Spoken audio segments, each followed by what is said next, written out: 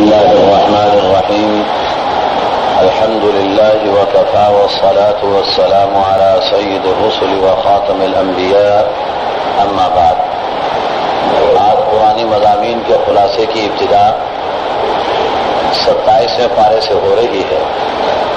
27ویں پارے کی ابتدا میں حضرت ابراہیم علیہ السلام کو جو خوشخبری سنانے کے لیے فرشتے تشریف لائے تھے انہی کا واقعہ چل رہا ہے.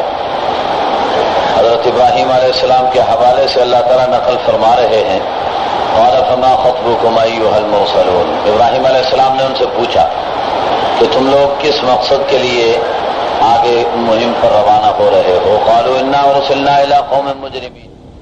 تو انہوں نے کہا کہ ہم ایک مجرم قوم کی طرف بھیجے گئے ہیں لنرسل علیہم حجارة من طین، کہ ان پر پتھر برسائیں مسومۃ عند ربک للمسرفین، ایسے پتھر جن پر خاص نشان لگے ہوئے ہوں، گویا گائیڈڈ پتھر ہوں گے جو کہ ان کے ناموں کے ساتھ ان پر جا کر کے پڑیں گے اور ان کی ہلاکت اور تباہی اور بربادی کا سامان بنا دیں گے. اللہ فرماتے ہیں جو ایمان والے تھے ان کو ہم نے بچانے کا فیصلہ کیا ہوا تھا، لیکن سوائے لوط علیہ السلام کے ایک گھرانے کے اور کوئی مسلمان گھرانہ نہیں تھا، لہذا لوط علیہ السلام اور ان کے خاندان کو بچا لیا. لیکن ان کی بیوی نافرمان تھی، اسے بھی ساتھ ہی ہلاک کر دیا گیا. وَتَرَكْنَا فِيهَا آيَةً لِلَّذِينَ يَخَافُونَ الْعَذَابَ الْأَلِيمَ. اور اسے دنیا والوں کے لیے، ایسے لوگوں کے لیے جو کہ اللہ کے دردناک عذاب سے ڈرنے والے ہیں، اللہ نے اسے نشانی بنا دیا اور عبرت کا سامان بنا دیا. وَفِي مُوسَىٰ إِذْ أَرْسَلْنَاهُ إِلَىٰ فِرْعَوْنَ بِسُلْطَانٍ مُّبِينٍ. انتہائی اختصار کے ساتھ مختصر وقت میں بہت سے انبیاء علیہ السلام کا قرآن تذکرہ کر رہا ہے. پہلے ابراہیم علیہ السلام کا تذکرہ گزرا، اب اس کے بعد لوط علیہ السلام کا تذکرہ ہوا، اب موسیٰ علیہ السلام کا ذکر کہ اللہ نے انہیں فرعون کے دربار کے اندر بھیجا، لیکن فرعون نے ان پر اعتراضات کیے، ان کی مخالفت کی اور مقابلہ کرنے کے لیے تیار ہوا، تو اللہ فرماتے ہیں فَأَخَذْنَا، غرق کر دیا.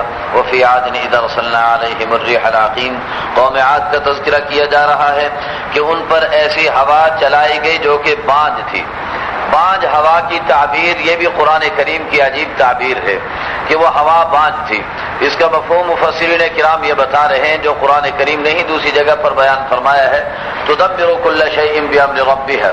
جہاں بھی گزر جاتی تھی اس چیز کو تباہ کر کے رکھ دیتی تھی. گویا جہاں سے وہ ہوا گزر تھی وہاں سے زندگی کے آثار ختم کرتی چلی جاتی تھی. یہ اس کے اندر صفت اللہ نے رکھی ہوئی تھی. پھر قوم سمود کا تذکرہ اور ان لوگوں پر اللہ کے عذاب کا تذکرہ، اور پھر اللہ رب العزت نے قوم نوح کا تذکرہ بھی فرما دیا کہ اس سے پہلے حضرت نوح علیہ السلام کے قوم پر بھی ان کے فسق و فجور کی بنیاد پر عذاب آ چکا ہے. ایک بات آپ حضرات خاص طور پر نوٹ کریں کہ اللہ رب العزت جب ان تباہ شدہ اقوام کا تذکرہ فرماتے ہیں تو ان کے وسائل کا تذکرہ بھی ساتھ کرتے ہیں اور یہ بتاتے ہیں کہ فلاں قوم تجارت کے اندر بڑی ترقی یافتہ تھی، فلاں قوم صنعت کے اندر بڑی ترقی یافتہ تھی، فلاں قوم طاقت اور قوت کے اندر بڑے مرتبے اور مقام کی حامل تھی. تو اللہ ان کے وسائل کو ذکر فرما کر کے اس غلط فہمی کو دور کرنا چاہتے ہیں جو لوگ عام طور پر پیدا کرتے ہیں کہ آج کے دور کے مسلمانوں کے پاس وسائل نہیں ہیں، اس بنا پر یہ پسماندہ ہو رہے ہیں. قرآن بتا رہا ہے کہ عزت اور ذلت کا تعلق اور پسماندگی اور اللہ کے احکام کو اور دنیا کے اندر ترقی کا تعلق اللہ کے احکام کو پورا کرنے کے ساتھ ہے، وسائل کے ساتھ نہیں ہے. بے وسائل اور بے مایا موسیٰ علیہ السلام کو اللہ کامیاب کر سکتے ہیں، بے وسائل اور بے مایا نوح علیہ السلام کو کامیاب کر سکتے ہیں، بے وسائل اور بے مایا لوط علیہ السلام کو کامیاب کر سکتے ہیں. تو معلوم یہ ہوا کہ وسائل اور اسباب بنیاد نہیں ہیں، بنیاد اللہ کے احکام کو پورا کرنا ہے. اس لیے اللہ نے قوم نوح کے بارے میں بھی یہی کہا کہ انہم کانوا قوما فاسقین. یہ نافرمان لوگ تھے، اللہ کے احکام کو توڑنے والے تھے، باوجود اکثریت کے اللہ نے ان کو تباہ و برباد کر کے رکھ دیا. وَالسَّمَاءَ بَنَيْنَاهَا بِأَيْدٍ وَإِنَّا لَمُوسِعُونَ. اللہ رب العزت فرما رہے ہیں کہ آسمان کو ہم نے اپنی قدرت سے بنایا. کتنا بڑا آسمان ہے تو بنانے والا کتنی بڑی قدرت والا اور کتنی وسعتوں والا ہوگا. وَالْأَرْضَ فَرَشْنَاهَا فَنِعْمَ الْمَاهِدُونَ. اور زمین زمین کو ہم نے پھیلایا ہے، کیسے بہترین فرش لگانے والے ہم ہیں۔ وَمِن كُلِّ شَيْءٍ خَلَقْنَا زَوْجَيْنِ لَعَلَّكُمْ تَذَكَّرُونَ، ہر چیز کے جوڑے ہم نے بنا رکھے ہیں تاکہ تم نصیحت حاصل کرو۔ فَفِرُّوا إِلَى اللَّهِ إِنِّي لَكُمْ مِنْهُ نَذِيرٌ مُبِينٌ، لہذا اللہ ہی کی طرف دوڑو، اللہ کی طرف متوجہ ہو جاؤ، میں تمہیں ڈرانے کے لیے آیا ہوں۔ وَلَا تَجْعَلُوا مَعَ اللَّهِ إِلَٰهًا آخَرَ، اور اللہ کے ساتھ کسی اور کو معبود نہ سمجھو۔ إِنِّي لَكُمْ مِنْهُ نَذِيرٌ مُبِينٌ كَذَلِكَ مَا أَتَى الَّذِينَ مِنْ قَبْلِهِمْ مِنْ رَسُولٍ إِلَّا قَالُوا سَاحِرٌ أَوْ مَجْنُونٌ أَتَوَاصَوْا بِهِ بَلْ هُمْ قَوْمٌ طَاغُونَ۔ اللہ فرماتے ہیں ایسے ہی پہلے آنے والے رسولوں کو بھی یہی باتیں کہی گئی جو آپ کو کہی جا رہی ہیں۔ إِلَّا قَالُوا سَاحِرٌ أَوْ مَجْنُونٌ، کہ یہ کہا جاتا کہ یہ جادوگر ہے، اور یا پھر یہ کہا جاتا کہ جنونی ہے۔ یہ باتیں آج بھی یہی کہی جا رہی۔ مجھے ایک دوست نے بتایا کہ میڈیا میں باقاعدہ اس چیز کو طے کیا گیا ہے کہ دین کی بات کرنے والوں کو جنونی کے طور پر متعارف کرایا جائے۔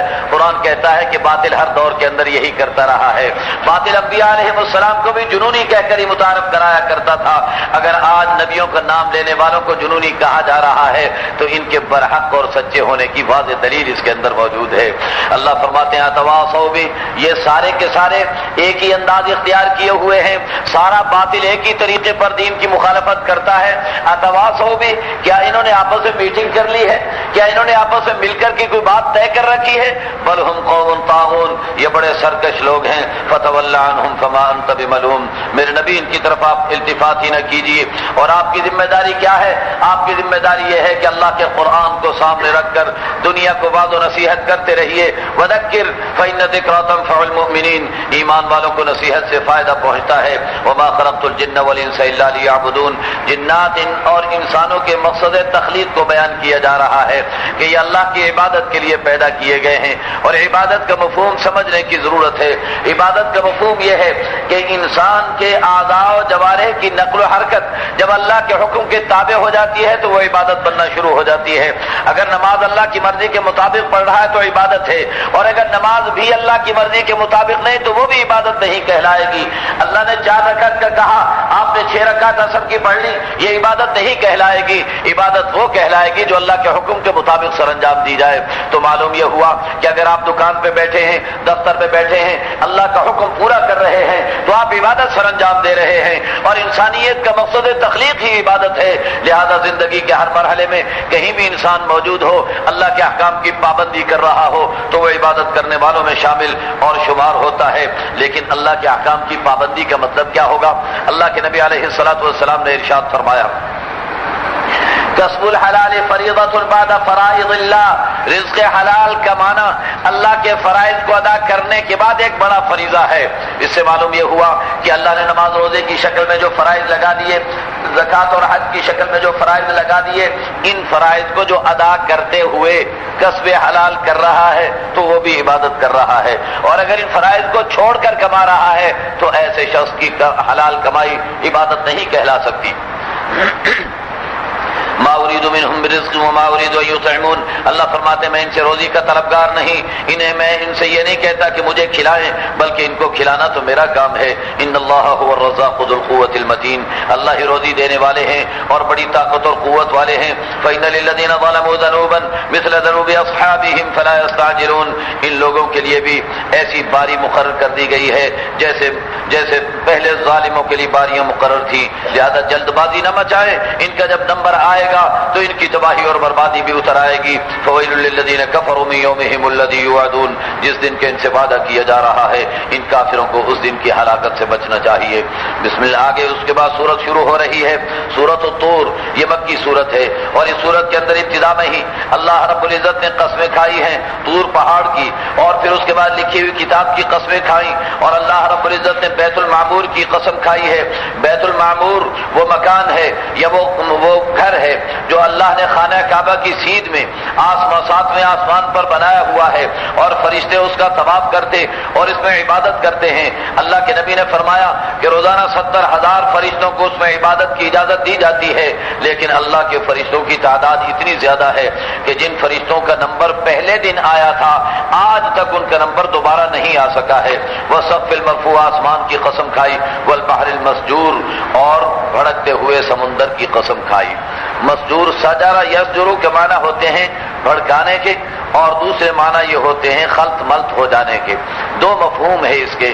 ایک مفہوم تو یہ ہے کہ تمام سمندروں کا پانی جب ملے گا تو ان کے کناروں سے نکلنا شروع ہو جائے گا، بہنا شروع ہو جائے گا۔ تو ایسا سمندر جس کا پانی اس کے کناروں سے بہنا شروع ہو جائے گا، اس کی قسم کھا رہے ہیں۔ اور دوسرا مفہوم اس کا یہ ہے سجر یسجر کہ میں نے جلانے اور بھڑکانے کے ہوا کرتے ہیں، آگ لگا دینے کے ہوا کرتے ہیں۔ والبحر المسجور کے معنی ہوں گے اس سمندر کی قسم جس میں آگ بھڑک اٹھے گی۔ ایک ڈاکٹر صاحب نے مجھ سے سوال کیا کہ قرآن کریم کی بعض باتیں ہماری سمجھ سے بالا تر، عقل سے بالا تر ہیں۔ میں نے کہا فرمائیے کون سی بات عقل سے بالا تر ہے؟ کہنے لگے ایک آیت ہے اس کے اندر لکھا ہوا ہے کہ سمندر میں آگ لگے گی، آگ بھڑکے گی۔ میں نے کہا جی میں نے آیت بھی پڑھ کے سنا دی۔ میں نے کہا یہ آیت ہے جس میں یہ بات لکھی ہوئی ہے، آپ کو اعتراض کیا ہے؟ کہنے لگے مجھے اعتراض یہ ہے کہ پانی تو آگ بجھانے کے لیے استعمال ہوتا ہے، پانی میں آگ کیسے لگے گی؟ میں نے کہا ڈاکٹر صاحب یہ اعتراض اگر کوئی جاہل کرتا، اگر کوئی دیہاتی کرتا، اونٹوں کا چرواہا کرتا اور ہل چلانے والا کرتا تو میں تسلیم کر لیتا۔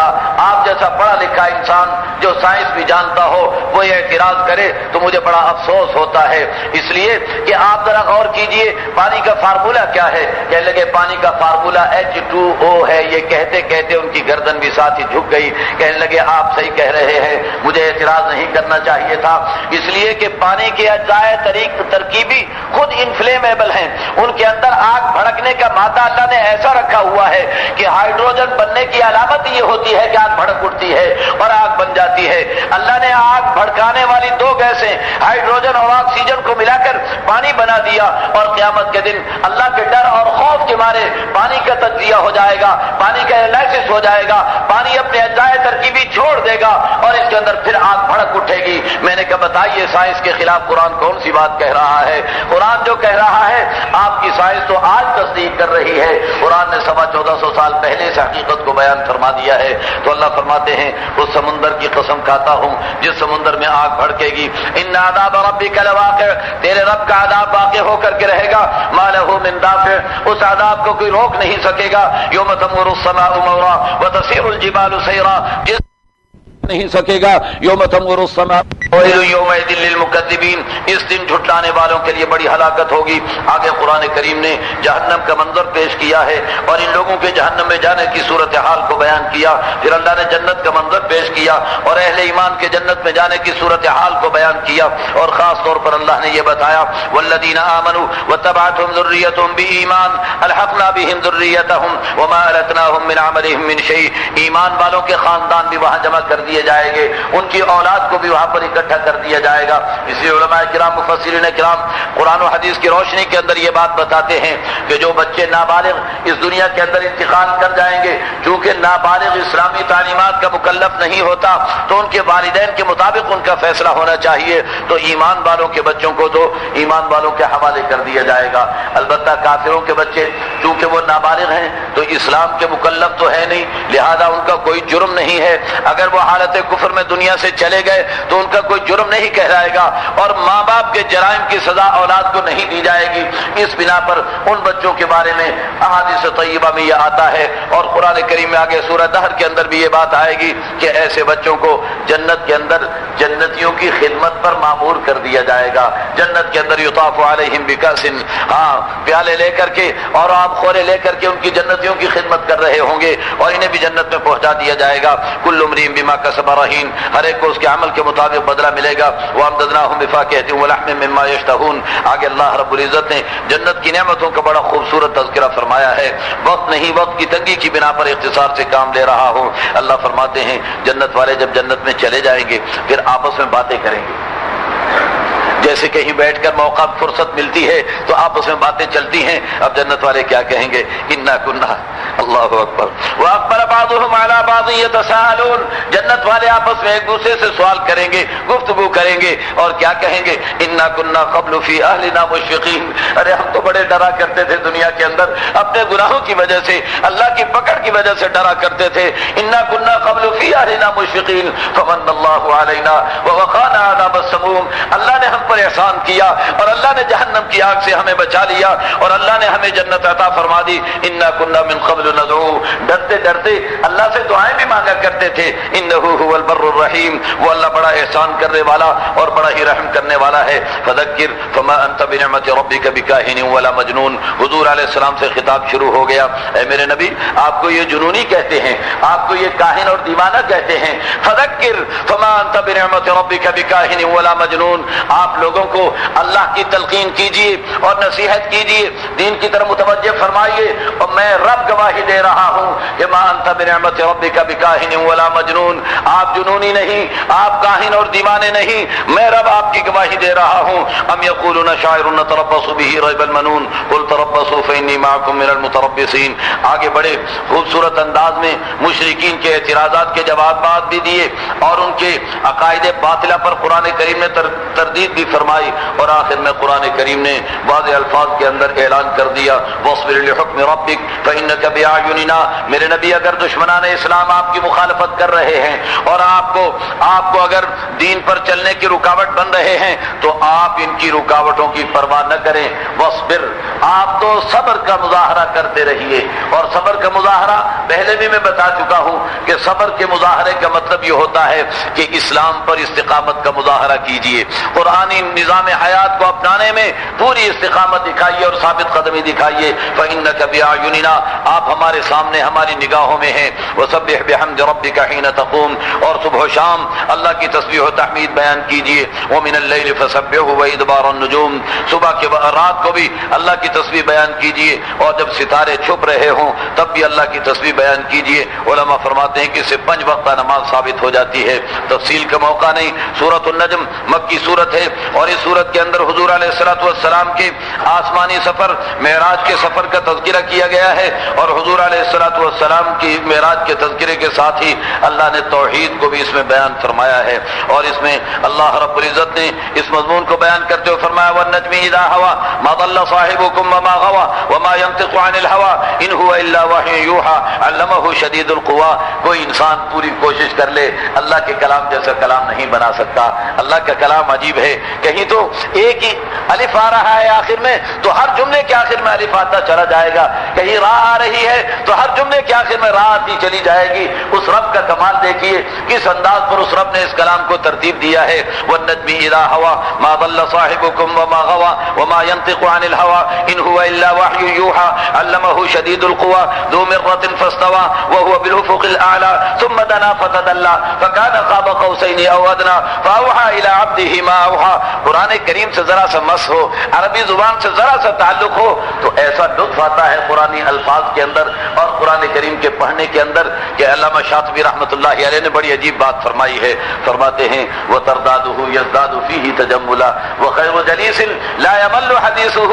یہ بہترین ہم نشیں ہے قرآن کریم، اس کی باتوں سے کبھی طبیعت اکتاتی نہیں ہے. وترداده يزداد فيه تجملا، اس قرآن کو آپ جتنا دہرائیں گے اتنا ہی اس کے حسن اور مزے کے اندر اضافہ ہوتا چلا جائے گا، حسن اور لطف کے اندر اضافہ ہوتا چلا جائے گا. آپ نے کبھی سوچا ہے روزانہ سورہ فاتحہ نماز کے ہر رکعت میں پڑھتے ہیں، کبھی دل تنگ ہوا، کبھی دل اکتایا، کبھی مولانا صاحب سے شکایت کی کہ صاحب سورہ فاتحہ پڑھتے پڑھتے تھک گئے، اب کوئی نئی صورت لے آئیے؟ نہیں، قرآن کا کمال ہی یہ ہے کہ جتنا دہراؤ گے اس کے لطف اور مزے کے اندر اتنا اضافہ ہوتا چلا جائے گا. اللہ رب العزت نے فرمایا کہ سرکار کالی کملی والے کو ہم نے آسمانوں پر بلا لیا اور پھر اللہ کا قرب نصیب ہوا، عرش معلیٰ پر اللہ سے ملاقات ہوئی. ثم دنا فتدلى فكان قاب قوسين او ادنى فاوحى الى عبده ما اوحى ما كذب الفؤاد ما راى. عربوں کا ایک طریقہ تھا، جب دو سردار یا دو قبیلوں کے بڑے آپس میں ملاقات کرتے تو ان کی صورتحال یہ ہوتی تھی کہ ملاقات کے وقت آتے تو ایک اپنی کمان کو یوں لگاتا اپنے سینے کے ساتھ، یوں سامنے سیدھا کرتا، سامنے والا بھی اپنی کمان کو یوں سیدھا کر کے لاتا اور قریب ہوتے چلے جاتے، قریب ہوتے چلے جاتے. جب دونوں کی کمانیں ایک دوسرے سے ٹکراتی تو یہ اتنا قرب پیدا کر کے پھر ان کے مذاکرات چلتے اور ان کی گفتگو چلا کرتی تھی. یہ تو ایک سرداروں کا انداز تھا، لیکن اللہ رب العزت نے سید الانبیاء کی ملاقات رب کائنات کے ساتھ جو ہوئی اس کا بھی یہ انداز ذکر فرمایا کہ جب 2 قوسوں 2 کمانوں کی مقدار رہ گئی، اتنے فاصلے پر میرے نبی نے مجھ سے ملاقات کی اور اوحا الی عبدہ ما اوحا، اپنے بندے کی طرف میں نے جو وحی کرنی تھی کر ڈالی. ما کذب الفؤاد ما رأى افتمارونه على ما يرى ولقد رآه نزلة اخرى عند سدرة المنتهى. پھر سدرۃ المنتہا پر آ کر جبریل علیہ السلام سے ملاقات ہوئی. عندها جنۃ المأوى اذ یغشى السدرة ما یغشى. بہر صورت اس میں معراج کا تذکرہ، آسمانی سفر کا تذکرہ حضور علیہ السلام کا کیا گیا ہے. پھر اللہ نے یہ بتایا کہ اللہ کے مقابلے میں جن فرشتوں کو یہ معبود سمجھتے ہیں، یاد رکھو یہ فرشتے معبود نہیں، اللہ کے بندے ہیں، اور ان کی سفارشیں اللہ کے حکم کے بغیر تمہارے کسی کام نہیں آ سکیں گی. اور پھر اللہ رب العزت نے فرمایا فَأَعْرِضْ عَمَّنْ تَوَلَّىٰ عَنْ ذِكْرِنَا وَلَمْ يُرِدْ إِلَّا الْحَيَاةَ الدُّنْيَا. جو صرف دنیا کی زندگی حاصل کرنا چاہتا ہے اور ہمارے ذکر سے غافل ہے، آپ اس سے روگردانی اختیار کر لیجئے. ذَلِكَ مَبْلَغُهُم مِّنَ الْعِلْمِ إِنَّ رَبَّكَ هُوَ أَعْلَمُ بِمَنْ ضَلَّ عَنْ سَبِيلِهِ وَهُوَ أَعْلَمُ بِمَنِ اهْتَدَىٰ. پھر یہی اللہ کی توحید کے دلائل جاری و ساری ہیں اور بیان کیے جا رہے ہیں. اور آخر میں انبیاء علیہم السلام کا بڑے ہی اختصار کے ساتھ تذکرہ، حضرت عیسیٰ علیہ السلام کا تذکرہ، حضرت موسیٰ علیہ السلام کا تذکرہ، اور قوم عاد کا تذکرہ، قوم سمود کا تذکرہ، اور قوم نوح کا تذکرہ. ان سب کا اختصار کے ساتھ تذکرہ کر کے اللہ نے فرمایا انہم کانوا ہم اظلم واطغى. یہ لوگ ظالم تھے، سرکش تھے، اس بنا پر ہم نے ان کو تباہ و برباد کیا اور ان کے مقابلے میں انبیاء کو کامیاب کیا. اور پھر اللہ فرماتے ہیں بتاؤ تو صحیح فبأي آلاء ربك تتمارى هذا نذير من النذر الأولى أزفت الآزفة ليس لها من دون الله كاشفة أفمن هذا الحديث تعجبون. کیا تم اس قرآن پر تعجب کر رہے ہو، ہنستے ہو، تم روتے نہیں ہو، اور تم تو بالکل تکبر کے اندر آئے ہوئے ہو. تمہیں چاہیے تو یہ تھا کہ اللہ کے لیے سجدہ کرو اور اللہ کی عبادت کے اندر مصروف ہو جاؤ. یہ آخری آیت سجدے کی آیت ہے، لیکن ترجمے سے سجدہ واجب نہیں ہوتا، آیت کے پڑھنے سے سجدہ واجب ہوتا ہے. اس بنا پر میں نے صرف ترجمہ کیا ہے. اس کے بعد سورۃ القمر مکی صورت ہے، اور اس صورت کے اندر اللہ نے رسالت کے موضوع کو ثابت کیا ہے، اور ابتدا کے اندر نبی کریم صلی اللہ علیہ وسلم کے ایک اور معجزے کا تذکرہ فرمایا. مشرکین مکہ نے مطالبہ کیا تھا کہ آپ کوئی ایسی دلیل ہمیں دیجیے، کوئی ایسی دلیل پیش کیجیے جو اس بات کو ثابت کر دے کہ آپ جادوگر نہیں بلکہ نبی ہیں. اور اس کے لیے ہمارا آپ سے مطالبہ یہ ہے چونکہ جادوگر کا جادو آسمانوں پر نہیں چلا کرتا، اس بنا پر آپ اگر آسمان پر چاند کے 2 ٹکڑے کر کے دکھا دیں گے تو ہم آپ کو نبی مان لیں گے اور آپ سے جادوگری کا الزام ختم کر دیں گے. اللہ کے نبی نے دعا مانگی، اللہ سے طلب کیا. اللہ نے فرمایا میرے نبی آپ انگلی ہلا دیجئے، آپ کی انگلی کا اشارہ ہی کافی ہو جائے گا، چاند کے 2 ٹکڑے میں کر کے رکھ دوں گا. سرکار کالی کملی والے مقام ابراہیم کے پاس موجود تھے اور مشرکین مکہ بھی وہاں موجود تھے. میرے نبی علیہ السلام نے اس وقت جو چاند جبل ابو قبیس پر چاند نکلا ہوا تھا، میرے نبی نے اشارہ کیا، چاند کا ایک ٹکڑا ادھر ہوا، ایک ٹکڑا پہاڑ کے دوسری جانب چلا گیا، اور پھر وہ آپس میں آ کر کے اکٹھے ہو کر کے مل گئے. لیکن وہ مشرکین پھر کہنے لگے کہ اس کا جادو تو آسمانوں پر بھی چلنے لگ گیا ہے، بہت بڑا جادوگر معلوم ہوتا ہے. معلوم ہوا کہ جس انسان کی ہدایت کا فیصلہ بند ہو چکا ہو، ایسے انسان کے لیے ہدایت پانا بڑا مشکل ہوا کرتا ہے. اب اس واقعے کو جس طرح وہ مشرکین اس دور کی انکار کر رہے تھے، ایسے آج کے بھی بعض مشرکین یا ان مشرکین کے نمائندے انکار کرتے ہیں. بعض قرآن کی تفسیر بیان کرنے بیٹھتے ہیں اور کہتے صاحب یہ کیسے ہو سکتا ہے کہ چاند کے 2 ٹکڑے ہو جائے. میں نے کہا اللہ کی قدرت کے انکاری ہو؟ اللہ نے کہا میں نے کیا. کیا اللہ اتنا نہیں، اللہ جو چاند کو بنا سکتا ہے وہ چاند کے 2 ٹکڑے نہیں کر سکتا؟ آخر کیا وجہ ہے اس کو تسلیم نہ کرنے کی؟ جب قرآن کہتا ہے اقتربت الساعۃ وانشق القمر، قیامت قریب آ گئی اور چاند پھٹ گیا، چاند کے 2 ٹکڑے ہو گئے. جب قرآن کہہ رہا ہے پھر انکار کرنے کا مطلب سمجھ سے بالا تر ہے. لیکن اس کے ساتھ میں ایک اور دلیل بھی پیش کر دیتا ہوں. تاریخ فرشتہ میں لکھا ہوا ہے کہ مالابار کا راجا اس نے اپنے روز نامچے کے اندر لکھا کہ ایک رات کو میں اپنی چھت پر تھا تو اچانک میں نے دیکھا کہ عرب کی طرف چاند کے 2 ٹکڑے ہوئے اور ایک ٹکڑا ادھر چلا گیا، دوسرا ادھر چلا گیا، اور پھر میں نے دیکھا کہ وہ دونوں ٹکڑے آ کر کے مل گئے. تو یہ شہادت تاریخ کے اعتبار سے بھی موجود ہے کہ تاریخ فرشتہ نے مالابار کے راجے کے حوالے سے اس کو لکھا ہے کہ اس نے اپنی آنکھوں سے چاند کو 2 ٹکڑے ہوتے ہوئے دیکھا ہے. بہر صورت قرآن کریم جو بات کہہ رہا ہے برحق اور سچی بات کہہ رہا ہے. وَإِن يَرَوْا آيَةً يُعْرِضُوا وَيَقُولُوا سِحْرٌ مُسْتَمِرٌ وَكَذَّبُوا وَاتَّبَعُوا أَهْوَاءَهُمْ. اس کے بعد بعد حضرت نوح علیہ السلام کی 1000 سالہ جد و جہد کو اللہ نے خراج تحسین پیش کیا ہے، اور اللہ رب العزت نے حضرت نوح علیہ السلام کی عز و انکساری اور اللہ کے سامنے دعائیں مانگنے کو بھی ذکر کرتے ہوئے فرمایا ہے کہ نوح علیہ السلام کی قوم نے جب مخالفت کی تو نوح علیہ السلام نے اللہ سے مانگ لیا، انی مغلوب فانتصر، میرے اللہ میں مغلوب ہوں، میری طرف سے تو ہی انتقام لے لے۔ ففتحنا ابواب السماء بماء منہمر، اللہ فرماتے ہیں ہم نے آسمان سے پانی اتار دیا، زمین سے پانی نکال دیا، اور اس کے نتیجے کے اندر کیا ہوا کہ نوح علیہ السلام کو تختیوں اور کیلوں والی چیز پر سوار کر دیا۔ وحملناہ علی ذات الواح ودسر، سبحان اللہ، قرآن کی تعبیر کے قربان جائیے، تختیوں اور کیلوں والی چیز نام نہیں لیا کشتی کا تاکہ اور زیادہ جذبہ اور شوق پیدا ہو اس چیز کو جاننے کا اور سمجھنے کا، ایک سسپینس پیدا کر دیا۔ وحملناہ علی ذات الواح ودسر، کیلوں اور تختیوں والی چیز پر سوار کیا، تجری بأعیننا جزاء لمن کان کفر ولقد ترکناها آیۃ فہل من مدکر۔ اللہ فرماتے ہیں دیکھو قرآن کو ہم نے بڑا آسان کر دیا ہے، کیا قرآن کریم سے کوئی نصیحت حاصل کرنے والا ہے؟ مدکر اس کے معنی نصیحت حاصل کرنے کے بھی ہے اور اس کے معنی یاد کرنے کے بھی ہیں، تو یاد کرنے کے لیے بھی اللہ نے قرآن کو آسان کر دیا۔ کائنات کے اندر کوئی 2 ورقے کی کتاب کا حافظ آپ کو نہیں ملے گا، جبکہ سینکڑوں صفحات کی کتاب کے حافظ دنیا کے اندر جا بجا آپ کو نظر آئیں گے، لاکھوں کی شکل کے اندر آپ کو نظر آئیں گے، چھوٹے چھوٹے بچے اس کے حافظ نظر آئیں گے۔ یہ اس بات کی علامت ہے کہ وَلَقَدْ يَسَّرْنَا الْقُرْآنَ لِلذِّكْرِ، اس قرآن کریم کو یاد کرنے کے لیے بھی ہم نے آسان کیا، نصیحت حاصل کرنے کے لیے بھی ہم نے آسان کیا۔ فَهَلْ مِن مُدَّكِرٍ، کیا تم میں کوئی ہے جو قرآن سے نصیحت حاصل کرنے کے لیے تیار ہو؟ پھر قوم عاد کا تذکرہ، قوم سمود کا تذکرہ، قوم لوط کا تذکرہ، ان کی ہلاکت کی باتیں، فرعون کا تذکرہ اور اس کی ہلاکت کی باتیں، اور پھر اللہ نے فرمایا سَيُهْزَمُ الْجَمْعُ وَيُوَلُّونَ الدُّبُرَ، میرے نبی جس طرح یہ ساری قومیں ہلاک اور تباہ و برباد ہوئی ہیں، ایک دن آنے والا ہے اور وہ بدر کا دن ہوگا، اس دن کے اندر یہ مشرکین مکہ بھی پیٹ پھیر کر کے بھاگیں گے اور انہیں شکست فاش ہوگی، اور اللہ رب العزت کے بندوں کی مدد و نصرت ہو کر کے رہے گی۔ بل الساعۃ موعدہم والساعۃ ادھیٰ وامر، پھر اللہ نے جہنم کو کچھ تذکرہ کر دیا اور کچھ جنت کی باتیں کرنے کے بعد اس سورت کو ختم کر کے سورۃ الرحمن کو شروع کر دیا۔ مدنی سورت ہے لیکن مضمون اس کا مکی سورتوں والا ہے اور انداز بھی مکی سورتوں والا ہے، چھوٹے چھوٹے جملے ہیں، اور اس سورت کے اندر ایک ہی جملے کو اللہ نے 31 مرتبہ دہرایا ہے۔ فَبِأَيِّ آلَاءِ رَبِّكُمَا تُكَذِّبَانِ، اپنے رب کی کون کون سی نعمتوں کو تم جھٹلاؤ گے؟ میرے نبی نے فرمایا کہ جب میں نے جا کر کے جنات کو یہ سورت سنائی تو جب بھی میں یہ پڑھتا فَبِأَيِّ آلَاءِ رَبِّكُمَا تُكَذِّبَانِ، تو جنات جواب کے اندر کہتے وَلَا بِشَيْءٍ مِّن نِّعَمِكَ رَبَّنَا نُكَذِّبُ فَلَكَ الْحَمْدُ، ہمارے رب ہم تیری کسی نعمت کا انکار نہیں کرتے، ساری تعریفیں تیرے ہی لیے ہیں۔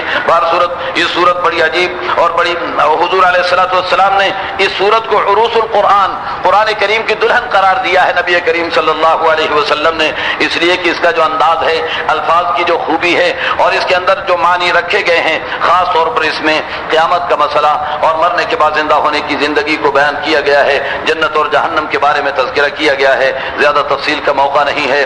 اس کے بعد اللہ رب العزت نے بتایا ہے کہ اللہ کا نام ہی برکتوں والا، وہی عزت اور اکرام والا ہے۔ پھر سورہ واقعہ ہے، یہ مکی سورت ہے، اور اس سورت کے اندر بھی اللہ رب العزت نے مرنے کے بعد زندہ ہونے کے موضوع کو خاص طور پر پیش کیا اور بتایا کہ قیامت کے دن 3 جماعتیں بنیں گی، 2 جماعتیں نیکوکار لوگوں کی ہوگی اور 1 جماعت بدکاروں کی ہوگی۔ نیکوکار لوگ کیسے ہوں گے؟ وہ سابقون السابقون، ایک تو VIP قسم کے لوگ ہوں گے اور ایک VIP قسم کے لوگ ہوں گے، ایک تو اصحاب الیمین ہوں گے جو بڑے نیکوکار لوگ ہیں، لیکن ایک ان سے بھی آگے وہ سابقون السابقون ہوں گے۔ بہر صورت ان دونوں جماعتوں کو جنت میں بھیج کر ان کے لیے جو نعمتیں ہیں اللہ نے ان کا تذکرہ کر دیا، اور پھر جہنم میں جانے والوں کو بھی تذکرہ فرما کر کے اور ان کو جو سزائیں دی جائیں گی اسے بھی قرآن کریم نے ذکر کر کے بتا دیا ہے کہ یاد رکھو قیامت کے دن زندہ ہونا پر حق ہے، اور اگر تمہیں یقین نہیں آتا تو بتاؤ تو صحیح، تم یہ بتاؤ کہ تم جو منی کا قطرہ ٹپکاتے ہو انتم تخلقونہ ام نحن الخالقون، اس سے بچہ ہم بناتے ہیں یا تم بناتے ہو،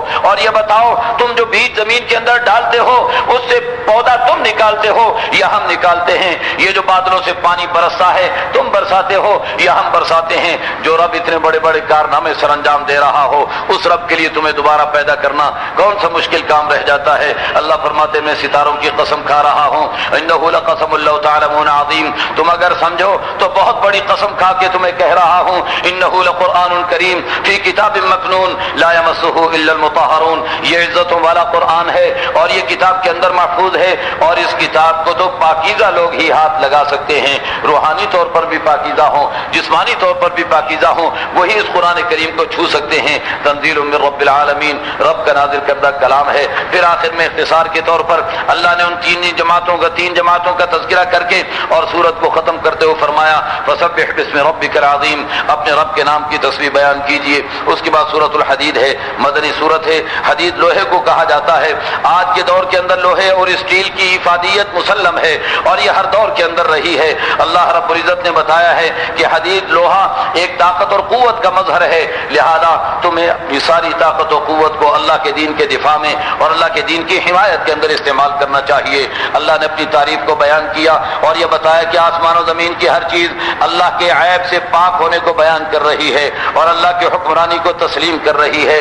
پہلے بھی وہ اللہ تھا اور بعد میں بھی وہی اللہ رہے گا، ظاہر بھی وہ اللہ، باطن بھی وہ اللہ، وَهُوَ بِكُلِّ شَيْءٍ عَلِيمٌ، وہ ہر چیز کا علم رکھنے والے ہیں۔ پھر اللہ رب العزت نے اپنی قدرت کا مظاہرہ بیان کرتے ہوئے اور آگے جا کر اللہ فرما رہے ہیں کہ دیکھیے من ذا الذی یقرض اللہ قرضا حسنا، بتاؤ اللہ کو قرض حسنہ دینے والا کون ہے؟ قرض حسنہ سے مراد کیا لیا جاتا ہے؟ قرض حسنہ سے مراد بنیادی طور پر وہ پیسہ مراد لیا جاتا ہے جو اللہ کے دین کے دفاع کے لیے لگایا جائے، جہاد فی سبیل اللہ کے اندر خرچ کیا جائے، اسے قرض حسنہ قرآن کریم قرار دیتا ہے۔ باقی ہمارے ہاں جو قرض حسنہ کے نام سے ایک چیز مشہور ہے، بات تو بہت اچھی ہے لیکن اس کی کوئی حیثیت نہیں ہے شریعت کے اندر۔ اچھا کام ہے، آپ اگر کسی کو قرضہ دیتے ہیں اور ساتھ ہی یہ سوچ لیتے ہیں کہ اگر ادا نہ کیا تو میں اسے کچھ نہیں کہوں گا، بڑی اچھی بات ہے، لیکن یہ کوئی ایسی تعریف قرآن و حدیث کے اندر ملتی نہیں ہے۔ قرض حسنہ سے مراد وہ قرض حسن ہے جو کہ جہاد فی سبیل اللہ کے لیے اور اعلاء کلمت اللہ کے لیے آپ کا پیسہ لگ جائے۔ قرآن کہہ رہا ہے کہ جو اللہ کو دے گا فَيُضَاعِفَهُ لَهُ وَلَهُ أَجْرٌ كَرِيمٌ، اللہ بڑھا چڑھا کر کے واپس کر دیں گے اور بڑا عزتوں والی روزی اسے عطا فرمائیں گے۔ پھر ایمان والوں کا تذکرہ اور ان کے نور ایمانی کا تذکرہ جس کی روشنی کے اندر وہ قیامت کے دن اپنے راستے متعین کریں گے۔ پھر بے ایمانوں اور منافقوں کا تذکرہ اور ان کی روشنی سے محرومی کا تذکرہ کہ ان کے پاس ایمان کا نور نہیں ہوگا، وہ کوشش کریں گے ایمان والوں کے نور میں چلنے کی تو اللہ صاحب کہہ دیں گے ارجعوا وراءکم فالتمسوا نورا، تم نے دنیا میں ایمان کا نور پیدا نہیں کیا تھا، اب لوٹ کر کے چلے جاؤ، یہاں سے تمہیں نور نہیں مل سکتا۔ فضرب بینہم بسور لہ باب باطنہ فیہ الرحمہ وظاہرہ من قبلہ العذاب۔ اس کے بعد اللہ فرماتے ہیں فالیوم لا یؤخذ منکم فدیۃ ولا من الذین کفروا، قیامت کے دن کوئی پیسہ نہیں لیا جائے گا، کوئی رشوت لے کر کسی کو نہیں چھوڑا جائے گا، کسی کا فدیہ لے کر جہنم سے آزادی نہیں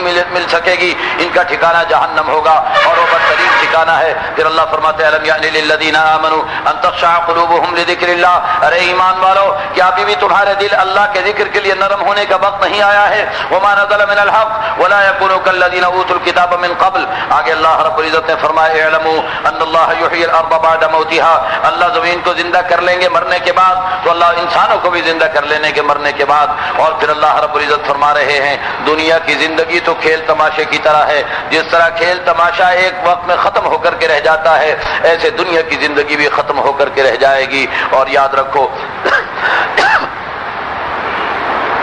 تمہیں کوشش کرنی چاہیے جنت کو حاصل کرنے کی اور اللہ کی مغفرت کو حاصل کرنے کی۔ پھر اللہ رب العزت نے ایک ضابطہ بیان فرما دیا، تقدیر کے عقیدے کے موضوع پر بڑی حتمی بات اللہ نے بیان فرما دی کہ اللہ نے جو تقدیر کا مسئلہ رکھا ہوا ہے اس کا فائدہ کیا ہے، لِكَيْ لَا تَأْسَوْا عَلَىٰ مَا فَاتَكُمْ وَلَا تَفْرَحُوا بِمَا آتَاكُمْ، تاکہ اگر تمہیں کہیں محرومی ہو جائے اور مقصد کو حاصل کرنے میں ناکامی ہو جائے تو تم مایوس ہو کے نہ بیٹھ جانا، کہنا کہ اللہ کی تقدیر میں ایسے لکھا ہوا تھا، ہم پھر سے کوشش کریں گے، اگر مقدر میں ہوگا تو پھر مل جائے گا۔